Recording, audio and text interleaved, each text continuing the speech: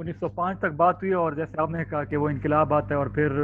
Jar की तरफ से एक दस्तूरसाज असम्बली भी होती है और उसके बाद फिर एक रद्द इनकलाब का एक दौर आता है रूस में। और फिर 1914 पे आके जब जंग अजीम शुरू होती है तो जैसा पहले कमरेड आसिम ने कहा कि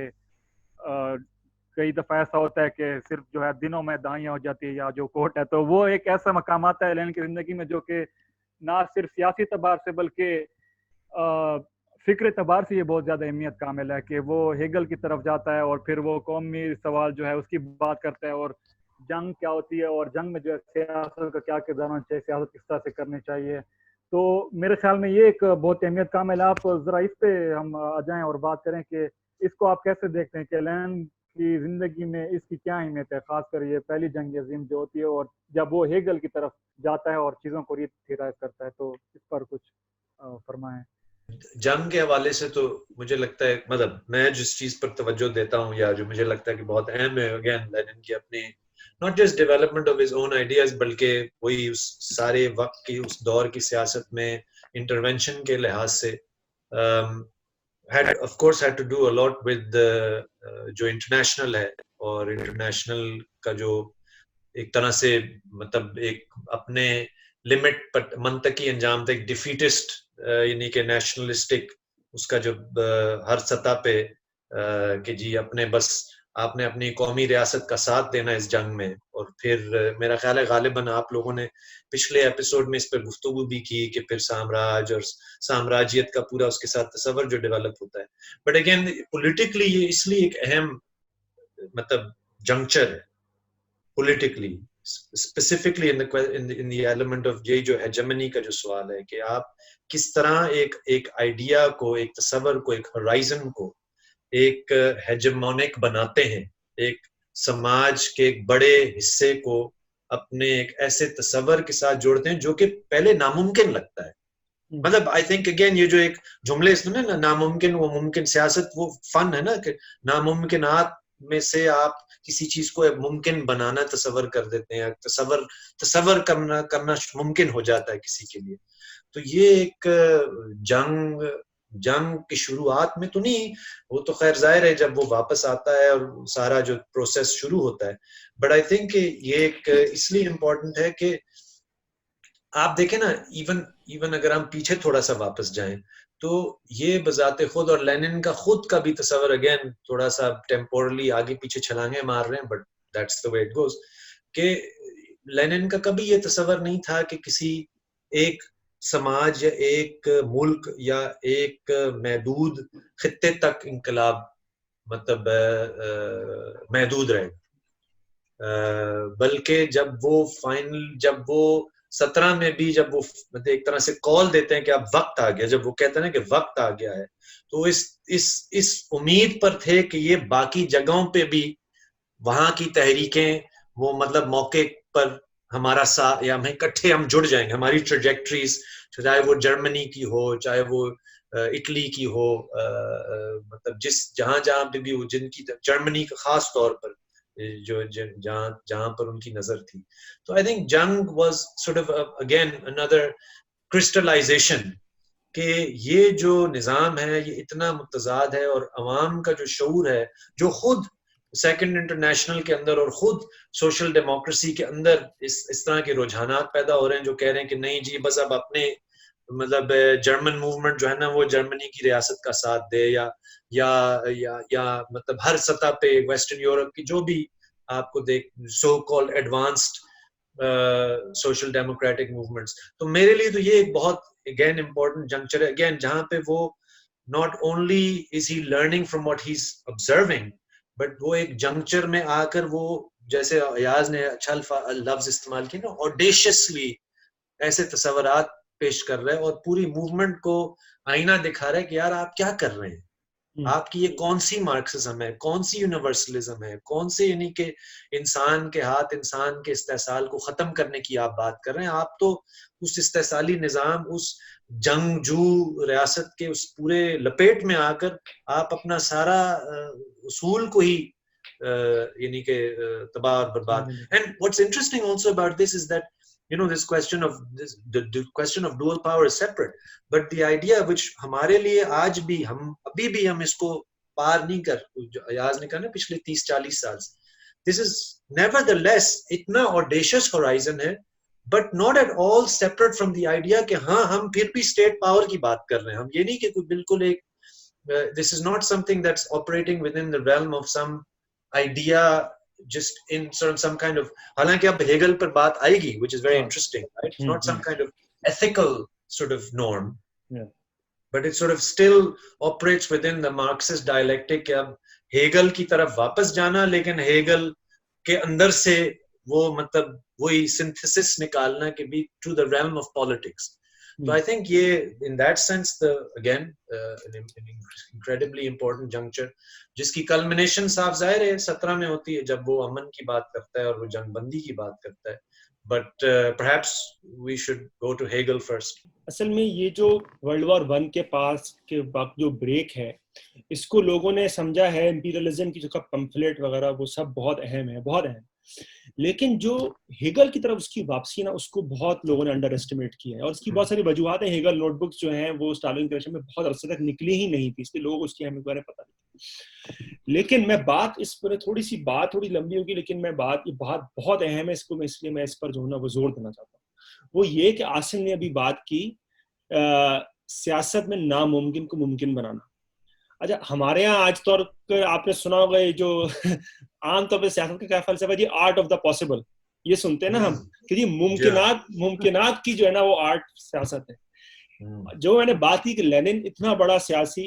अमल करने वाला ऑर्गेनाइजर और मुफक्कर क्यों है, क्योंकि वो मुमकिन में से नामुमकिन को निकालने का जो फन जो है ना वो निकाल रहा है। ठीक, यानी कि मुमकिन सिर्फ मुमकिन नहीं, मुमकिन वो भी है जो हो सकता है, यानी कि जो नामुमकिन है, जो उसके अंदर नामुमकिन पिन्हा है उसके अंदर। और ये जो विजन है ना उसका, ये हेगल से आता है। जब 1914 में पहली जंग अजीम छिड़ती है और जो सेकंड इंटरनेशनल की तमाम जो मेन पार्टियां, खासकर जर्मन पार्टी जो है वो अपने हुक्मरान तबके के साथ जाके मिलकर जंग करने पर आमादा हो जाती है,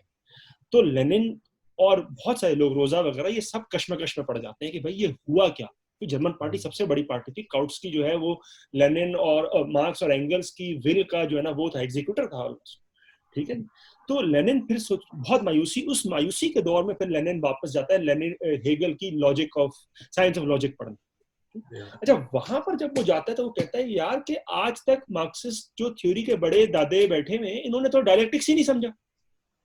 इन्होंने डायलेक्टिक में जो सब्जेक्टिविटी है, जो एक्टिव साइड डायलेक्टिक का, वो समझा ही नहीं। और वो ये यहां तक कहता है एक पॉइंट पर कि मार्क्स की कैपिटल को आप समझ ही नहीं सकते जब तक आप साइंस ऑफ लॉजिक ना पढ़े, राइट, जो कि बाद में फिर आजकल स्टोम्बासुस वगैरह इस बारे में बहुत लिखा है। अच्छा, इसमें खास बात वो क्या करता है, कहता है कि दो चीजें, एक ये कि जो सो कॉल्ड ऑब्जेक्टिव डायलेक्टिक है, जिसको ऑब्जेक्टिव डायलेक्टिक और तारीख की एक मखसूस सिमत, यकसूयत जिसको समझा जाता था, एक जो सो कॉल्ड ऑर्थोडॉक्स कंसेप्शन था उसमें अगर जब वो डायलेक्टिक वापस जाता है, वो कहता है कि भाई हमें समझना है कि ऑब्जेक्टिविटी में सब्जेक्टिविटी का क्या अमल दखल है, यानी कि मारूजियत में मौजूयत का, फैक्ट में अमल का क्या, फैक्ट में एक तो फैक्ट होता है, वो फैक्ट को तब्दील करने में अमल का क्या ताल्लुक है, उस पर उसका फोकस है। दूसरा, वो एक पॉइंट पे जाके ये भी लिखता है कि ग्रेजुअलनेस नहीं, लीप्स, जंप्स। तो हेगल नोटबुक्स में बहुत एक जबरदस्त जगह जिधर वो कैपिटल लेटर्स में जाके लिखता है लीप्स लीप्स लीप्स, 4-5 दफा मेरे ख्याल में लिखता है वहां पे जाके साइड में कॉलम में, कहता है लीप्स लीप्स लीप्स, यानी कि हमें वो अमल देखना है, वो पॉइंट देखना है जिधर एक चीज अपने तजाद में तब्दील हो जाती है। इस बुनियाद पर फिर वो जाके जब वो देखता है सरमायादारी निजाम को, तो वो कहता है कंपटीशन मोनोपोली में तब्दील हो जाता है, राइट, इंपीरियलिज्म वाली जो वो बात करता है, जो हमने पिछले प्रोग्राम में फहाद के साथ बात की। ठीक, इसी तरह वो कहता है कि यूनिवर्सल पर्टिकुलर में होता है और पर्टिकुलर में यूनिवर्सल होता है। इससे वो निकालता है कि भाई हमें एक तो अमल, जो हेजेमनी वाली बात और वर्किंग क्लास तबके की अपनी एक्टिविटी पर जो जोर है, और खासतौर पर वो कहता है कि इनकलाब की बेसिस तब्दील हो रही है, हमें कॉलोनीज की तरफ देखना है। यानी कि जो हमें आजकल के पोस्ट मॉडर्निस्ट और पोस्ट स्ट्रक्चर्स बताते हैं कि मार्क्सिज्म ने कभी डिफरेंस के बारे में सोचा ही नहीं, तो भाइयों और दोस्तों और बहनों, ये यहाँ पर तो डिफरेंस और ऑपरेशन और नेशनल ऑपरेशन के बारे में, आइडेंटिटी के बारे में उस वक्त सोचा जा रहा है, यानी कि वो ऑलमोस्ट नेशनल क्वेश्चन को क्लास क्वेश्चन के इक्वल लाके खड़ा कर देता है। वो कहता है कि ये वो पॉइंट है जिधर इनिशिएटिव पासेस ऑन टू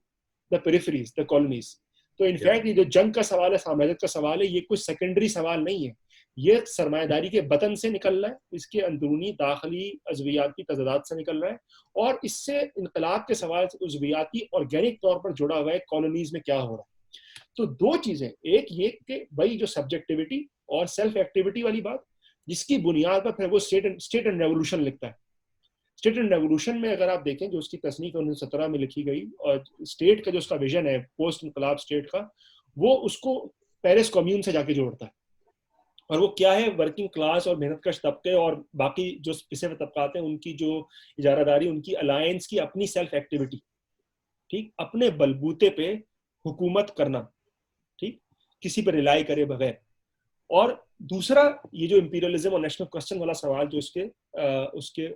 बिल्कुल थॉट की, उसकी सोच के बिल्कुल सेंटर में आ जाता है, ठीक। तो एक लेवल पे उसकी स्ट्रेटेजिक सोच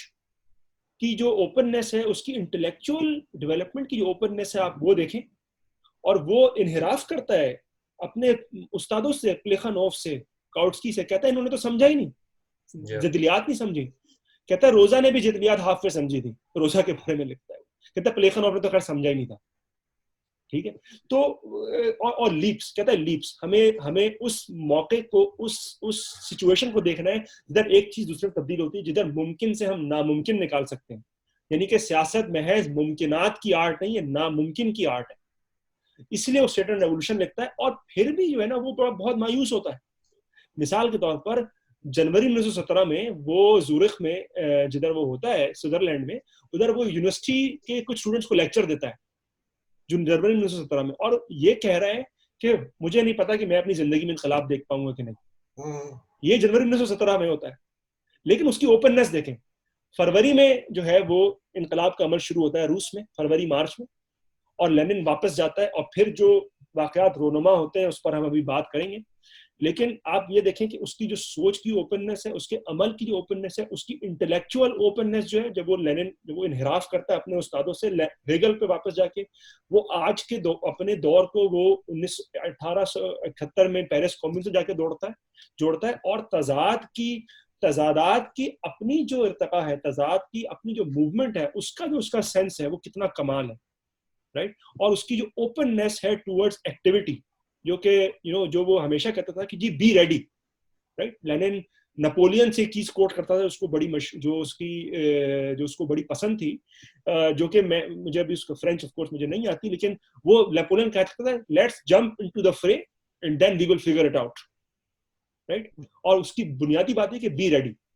तो वो जो बी रेडीनेस वाली बात है वो उसके सियासी अमल में भी है, लेकिन वो जो इंटेलेक्चुअल जो डायलेक्टिक्स को वापस सोच रहा है, जिदलियात को जो वापस सोच रहा है, जिदलियात की ओपननेस को जो वापस सोच रहा है, मारूजियत की क्लोजर के खिलाफ, यानी कि ऑब्जेक्टिविटी के क्लोजर के खिलाफ जो वो सोच रहा है, सब्जेक्टिविटी के इंटरवेंशन के बारे में, अमल के इंटरवेंशन के बारे में वो सोच रहा है, वो जो है वो हेगल से भी ले रहा है, वो अमल से भी ले रहा है, और फिर जो उसको अमली जामा वो पहनाता है वो फिर 1917 में आके पहनाता है, और वो भी अमल से सीख रहा है, हालांकि वो खुद शुरू में थोड़ा बड़ा मायूस होता है।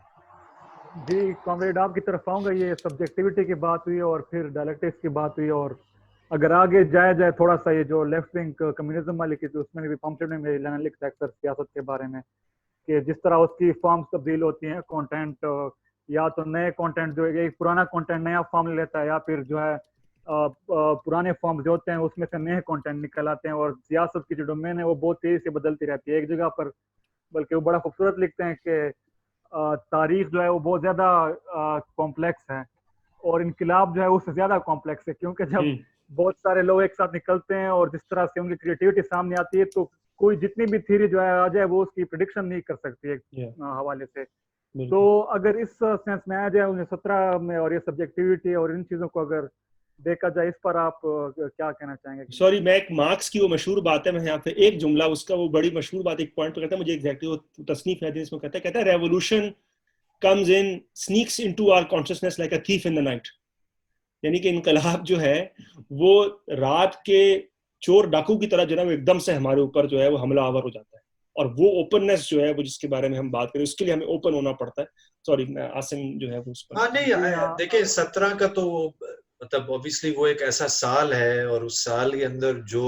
इतनी यानी कि जिसको आप कहते हैं साइन कर्व की तरह हालात बदलते हैं, हिकमत अमलियां बदलती हैं, यानी कि और and obviously one of the उसके अंदर जो बहुत मतलब इसकी एक और भी कैरेक्टरिस्टिक है उस पीरियड की, उस साल की, उस रेवोल्यूशनरी अपहीवल की, के इंटरनल कॉन्ट्रडिक्शंस भी बढ़ती हैं विद इन द मूवमेंट। और लेनिन को हम शायद बावजूद इसके जो हमने शुरू में बात की कि लेनिन हमारे लिए या इतना वो लेनिन बना because in that contradiction, in that sort of cradle of contradictions, जो 17 के अंदर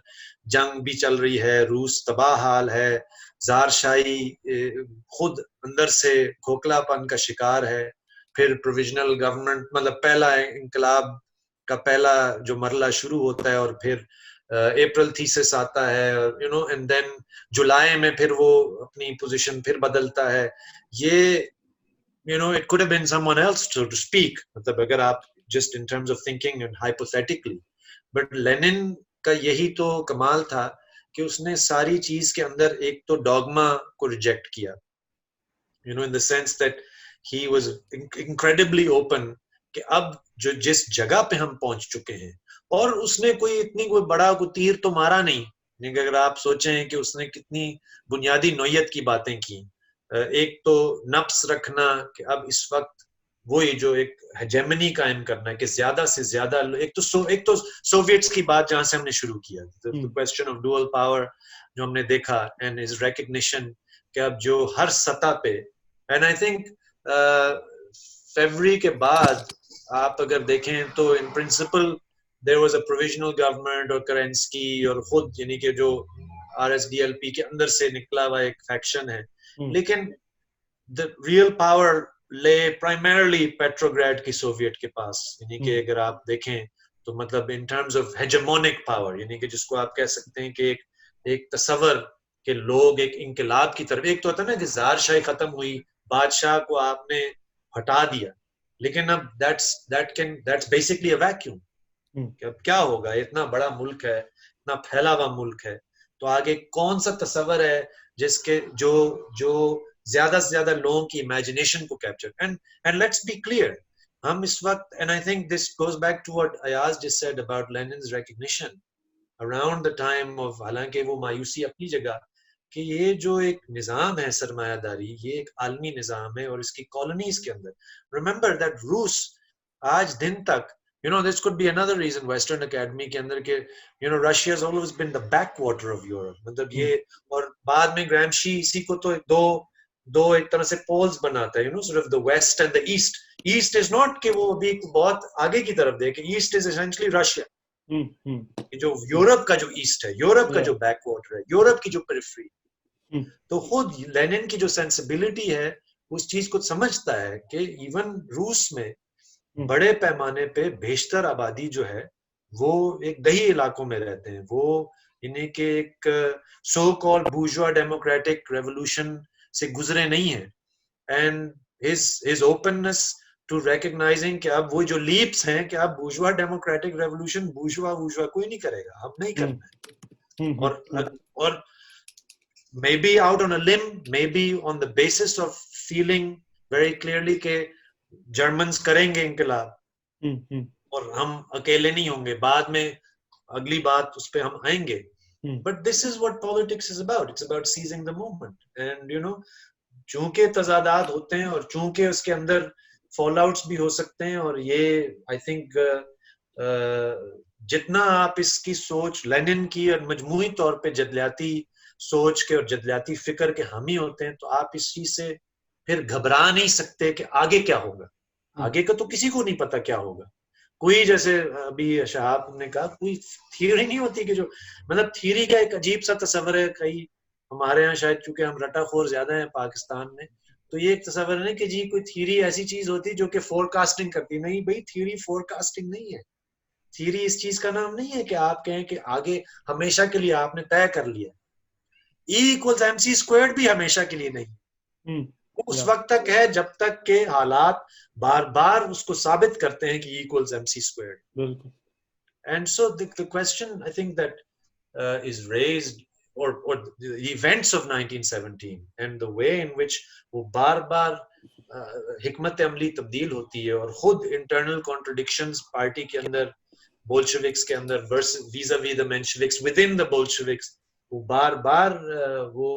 again unfortunately मुझे लगता है कि हमारे हलकों में पाकिस्तान में बेशतर जो again चूंकि गहराई से चीजों को समझना और उन कॉन्टेक्स्ट को नहीं समझा जाता है, तो उसमें फिर लाजमी तो नहीं, लेकिन एक नतीजा ये अक्सर निकला है कि वो बहुत ज्यादा सेक्टेरियन तस्वुरात को जन्म देते हैं कि जी इस तरह होता है और हमेशा के लिए नहीं। 1917 और लेनिन के खास किरदार को देखेंगे तो आप सेक्टेरियन इसलिए नहीं हो सकते चूंकि सेक्ट तो वो होता है जो है हमेशा के लिए किसी एक तस्वर के साथ चिमड़ा रहता है और बस उसको मरते दम तक छोड़ता नहीं। और 17 की हिकमत अमली from February onwards, through the April thesis, through July, and then to the seizure of power, is a series of constant experiments, learning, वही अमल, और फिर बाद में जाकर उसको फिर से थियराइज करना, फिर अगली हिकमत अमली तय करना, फिर उससे सीखना, and then साहब ज़ाहिर है we will come to the post revolution, मेरे लिए शायद that's the most important, which again reflects कि the seizure of power is just a moment, उसके पूरे तस्वर में, उसके पूरे फलसफे में, उसके पूरे सियासत के और समाज के, यानी कि revolutionize करना समाज के उस तस्वर। But I think the question again, he was led by the Soviets in my understanding, उसने देखा कि Soviets मतलब नेवी में म्यूटनीज हो रही है, वहां पे सोवियट्स बन रहे हैं, हर तरह सोवियट्स बन रहे हैं, और देन ही सॉ कि अब ये करेंस्की और ये सारे टोपी ड्रामा नहीं चलेगा और अब हमारे हाथ में, और हमने लेना है और हमने करना है, और जर्मन्स करेंगे सो करेंगे, अब उम्मीद पर दुनिया कायम है, बस आगे बढ़ो। अच्छा अयाज, आपकी तरफ आऊंगा, सिर्फ मैं एक दो जुमले मेरे सामने खुले हुए हैं कि मैंने कुछ इस्तेमाल किया था 1917 के मुनासबत से, बड़े वो जो तज़ादात जिस तरह पेचीदा हो जाते हैं और सियासत की शक्लें जिस तरह तेजी से बदलती हैं, तो वो लेटर्स फ्रॉम अफार और what is to be done से भी एक जुमला है, और ये लेटर्स फ्रॉम अफार से दो जुमले हैं। मैं थोड़ा सा पैराफ्रेज करूंगा यार, कि एक है जिसमें लेटर्स फ्रॉम अफार में कि तारीख में मुआजिज़ा की कोई गुंजाइश नहीं, लेकिन तारीख का हर अचानक मोड़ कंटेंट का एक ऐसा खजीना, मुज़ाहमत की शक्लों का ऐसा मखसूस और गैर मुतवक्का इम्तिजाज हमारे सामने लाता है कि आम आदमी के लिए किसी मौजे से कम नहीं होती यार। और एक दूसरी चीज जो तजादात की बात करता है उसमें कि बेसिकली 1917 का इनकलाब क्यों मुमकिन हुआ, तो उसके पीछे वो बयान करते हैं कि एक खसूसी तारीखी हालात में बिल्कुल मुख्तलिफ धारे, कत्ती नामुवाफिक तबकाती मफादात और बिल्कुल मुतजाद सियासी और समाजी रुझानात जो है जम हो गए हैं। और एक जो कॉमरेड ने पहले बात की कि जिसमें what is to be done में मेरे ख्याल में वो कहते हैं कि सियासत का आर्ट यही है कि फन के वो आप जंजीर की उस कड़ी को पकड़ लें कि वो आपको फिर पूरी जंजीर पर जो है वो दस्तरस्त या आपको जो है गिरफ्त हासिल हो जाए। तो इसी से आगे जाते हुए आप इसी 1917 की जो कॉमरेड ने बात की उस पर जरा मजीद बात। जी बिल्कुल, नहीं बहुत शुक्रिया। देखिए 1917 तो बहुत तारीख आलम का सबसे जो है ना मेरे ख्याल में दिलचस्प साल है, ठीक है, और उसमें क्या क्या हो रहा है उस पर तो हम कई घंटों बात कर सकते हैं। लेकिन जो आपने अभी लेनिन की जो बात की, लेटर्स फ्रॉम अफार का जो कोट आपने बताया कि डिसिमिलर टेंडेंसीज आके मिल जाती हैं, एब्सोल्युटली डिसिमिलर टेंडेंसीज, और जो वाली जो बात है वो क्या लेनिन बेसिकली बता रहा है कि क्राइसिस है। और क्राइसिस क्या है? क्राइसिस ये है रूस के कॉन्टेक्स्ट और ओवरऑल दुनिया में, लेकिन रूस के खास कॉन्टेक्स्ट में कि रूस एक अनइवनली डेवलपिंग, ना हमवार तरीके से तरक्की होता हुआ समाज है, जिसमें फ्यूडलिज्म भी है, सरमायादारी भी है, इंपीरियलिज्म भी है, डेमोक्रेसी भी है, डिक्टेटरशिप भी है, बादशाहत भी है और जमहूरियत। एक तरफ बादशाहत, एक तरफ सोवियट्स है, यानी कि बिल्कुल मुतजाद किस्म के रुझानात एक जगह पर आकर जमा हो, एक्सप्लोसिव कॉम्बिनेशन बन गई। अच्छा, और उसमें क्या क्राइसिस है? उसमें क्राइसिस ये है कि जो मुख्तलिफ सर्टेनिटीज थी जिंदगी की, समाज की, नजरियाती सर्टेनिटीज, माशी सर्टेनिटीज, सियासी सर्टेनिटीज, वो सब एक लेवल पे ब्रेक डाउन हो गई। यानी कि वक्त का तमाम धारा जो है वो उस मौके पर आकर तहलील हो गया। तमाम फैक्ट की, यानी कि सच्चाई और हकीकत की तमाम जो पैमाने थे वो उधर आके टूट गए। तब लेनिन ने कहा कि यार यहाँ पर कुछ नया बनाने का टाइम है, राइट? और वो वाहिद इंसान था जो इसको भांप रहा था। यानी कि उन फरवरी में जब औरतों के आलमी दिन के मुनासबत से जब जलसे निकले बड़े बड़े, और फिर जब ज़ार रूस की गवर्नमेंट गिरती है और फिर जो केरेंस्की की गवर्नमेंट बनती है, तो उस वक्त अमूमी तौर पर इवन बोल्शेविक्स में, मेंशेविक्स में तो था, लेकिन बोल्शेविक्स में ये तस्वुर था कि भाई ये हम बुर्जुआ डेमोक्रेटिक इनकलाब की तरफ जा रहे हैं, यानी कि जो पहला स्टेज है इनकलाब का। लेकिन लेनिन, आप याद रखें, उसके जहन में थी सोवियट्स, उसके जहन में थी सब्जेक्टिविटी, उसके जहन में थी लीप्स, हेगल को पढ़ चुका है वो, उसके जहन में है पॉलिटिको स्ट्रेटेजिक लॉजिक ऑफ हिजेमनी, और उसके जहन में ये मुख्तलिफ तजादात, मुख्तलिफ टेम्पोरल रिदम्स, मुख्तलिफ वक्त के रुझानात जो तहलील हो गए, एक जगह पे आके जुड़ के तहलील हो गए, उनको वो देख रहा है। और इधर वो कहता है कि नहीं, in fact we can not stop at the bourgeois democratic revolution. In fact जो तबकात रुझानात अब जो है वो पावर में आए, उनके अंदर बुर्जुआ डेमोक्रेटिक इनकलाब करने की भी सकत नहीं है। इनफैक्ट इनिशिएटिव जो है अब मेहनतकश तबके के पास जाने लगा है और चला गया है। इसलिए बड़ी अमेजिंग बात है ये कि फरवरी में वो मुल्क से बाहर होता है, अप्रैल में वो वापस आता है, और ये कहते हैं, अप्रैल थीसिस जो मशहूर फिनलैंड स्टेशन पे वो पेश करता है, और फिर बाद में भी, कि वो कहता है कि भाई soviets are the government, take power. अप्रैल में आता है, ट्रेन से उतरता है, कहता है टेक पावर। वहां पे लोग हैरान परेशान, स्टालिन मिलने आया हुआ होता है, बहुत सारे लोग होते हैं उसके साथ, इवन क्रुप्स्काया, उसकी बीवी, कहती बुढ़ा पागल हो गया। उसके कसम से उसके अल्फाज हैं क्रुप्स्काया के उस पॉइंट पे, कहती बुढ़ा पागल हो गया, अजीब बातें कर रहा है। लेकिन लेनिन लगा हुआ है, कहता है कि पावर लो, पावर लो, पावर लो, ठीक है। लेकिन वो आता है और फिर सिचुएशन देखता है, वो बदलता है, ठीक है। बदलता क्या है? कहता नहीं अभी टाइम नहीं है। कहता है हमारा अल्टीमेट एम ये पावर लेना है। और अल्टीमेट एम किस लिए पावर लेना है? सोवियट्स ने हमें दिखा दिया पावर क्या है, डुअल पावर क्या है। वो डुअल पावर लिखता है, अप्रैल के शुरू में वो आता है, दूसरे हफ्ते में आता है, और उसी हफ्ते में उसके थोड़े दिनों बाद डुअल पावर का मशहूर मजमून लिखता है, आप जाके पढ़ लो। वो 9 अप्रैल को, मेरे ख्याल में 19 अप्रैल को वो लिखता है, ठीक। उसमें वो कहता है कि ये जो सोवियट्स बन रही है, this is a type of government of the Paris commune, ये मॉडल है हमारा, इसको हमें जनरलाइज करना है। अच्छा, लेकिन उधर उसी मजमून में ये भी कहता है लेकिन अभी सोवियट्स के अंदर वो शऊर पूरा नहीं हुआ, हिजेमोनिक नहीं हुआ, जिसकी इजारादारी नहीं, उसकी अक्सरियत नहीं हुई है कि जिसमें वो अपने अमल को थ्योराइज कर सके। यानी कि उनका अमल भी उनके थ्योराइजेशन से आगे चल रहा था। अवाम का शऊर अवाम के अमल से पीछे चल रहा था।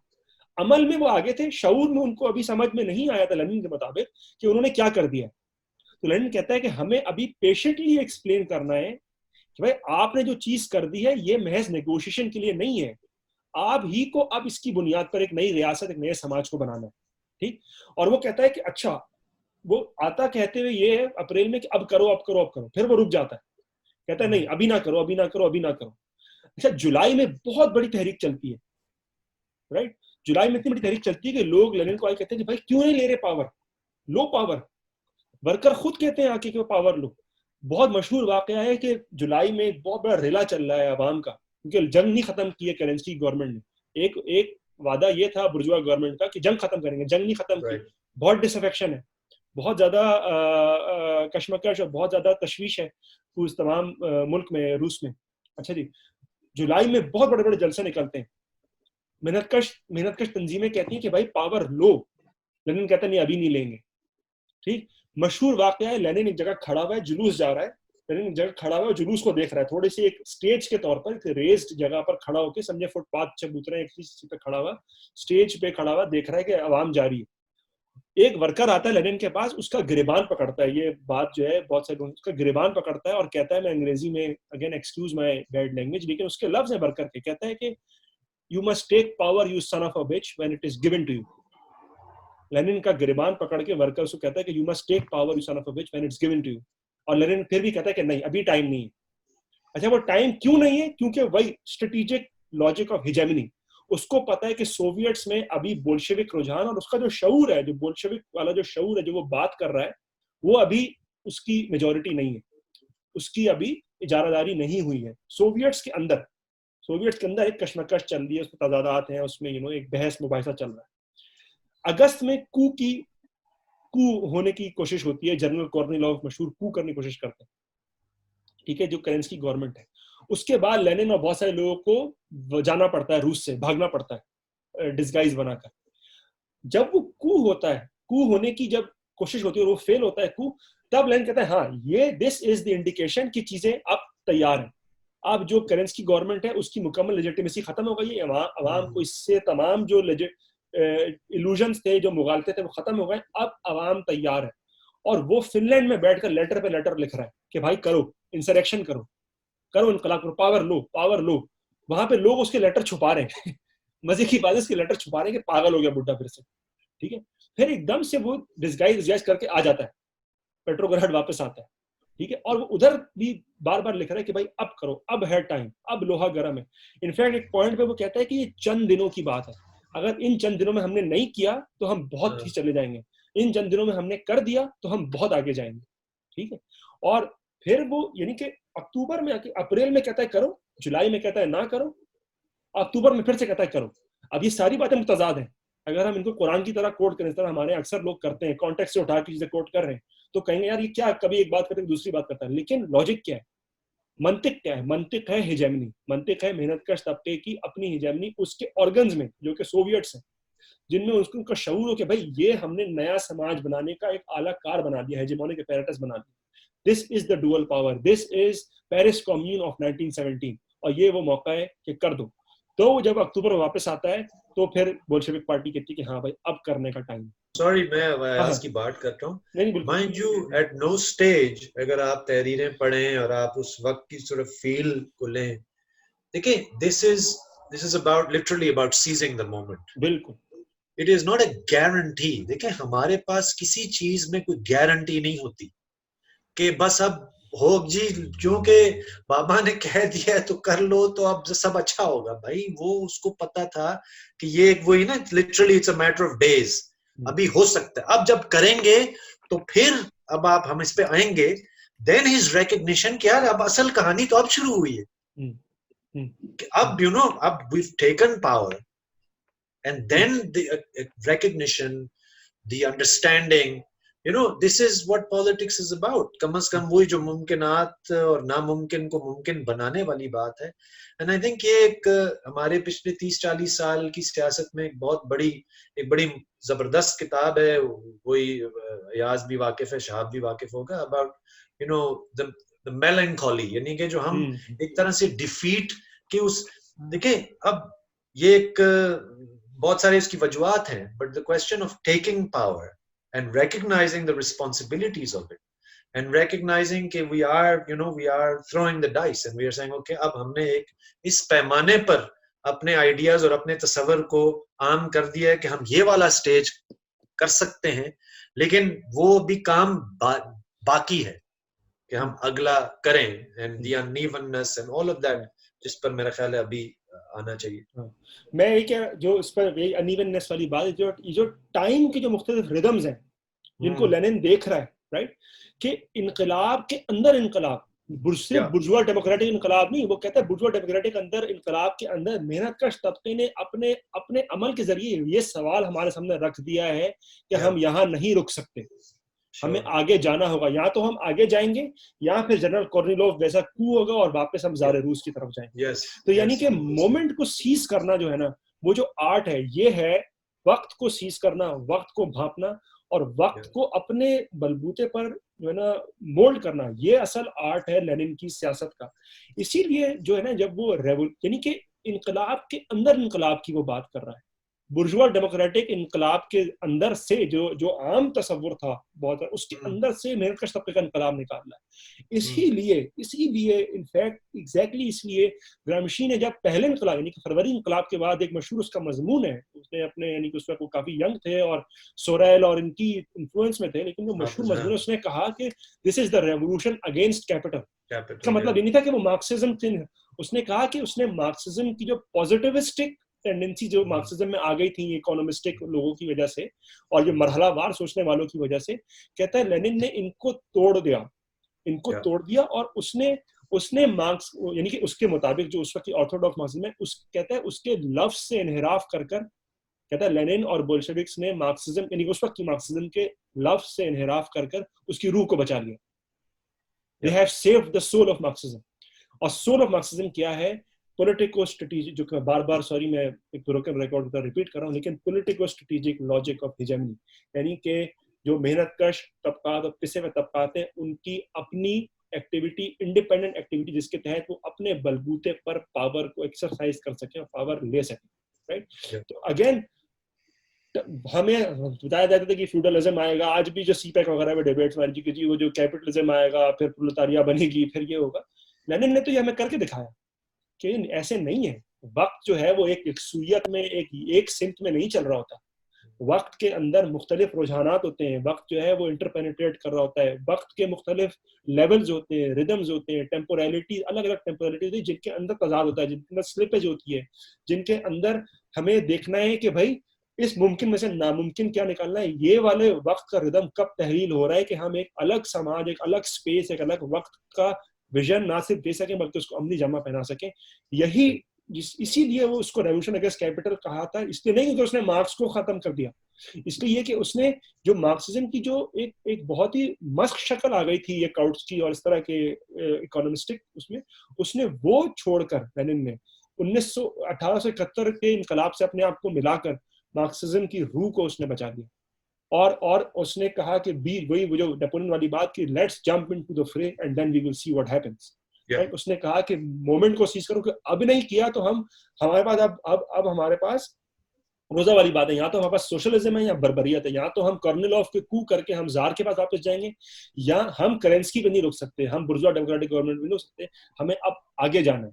और फिर इसी के बाद इनकलाब के जब वो पेट्रोग्राड सोवियत ने पावर ले लेती है तो अगले दिन वो लेनिन मशहूर उसकी वो बात है, वो स्टेज पे खड़ा होके कहता है कि लेट नाउ क्या कहते हैं, चले अब हम एक नया समाज बनाते हैं। इसके बाद फिर कुछ दिनों बाद वो जो दस्तावेज निकलता है छोटी कौमों के हवाले से, जिसमें मैंने वो जिसका जो सेंटेंस कोट किया था कि every living thing is in the process of being free, यानी कि इमेजिनेशन, ऑडेसिटी, वक्त को भांपना, समझना, कंजंक्चर को समझना, ये है लेनिन की सियासत की आर्ट, जो कि महज एक अमल नहीं है, एक थ्योराइजेशन है सियासत की। सियासत को सिर्फ एक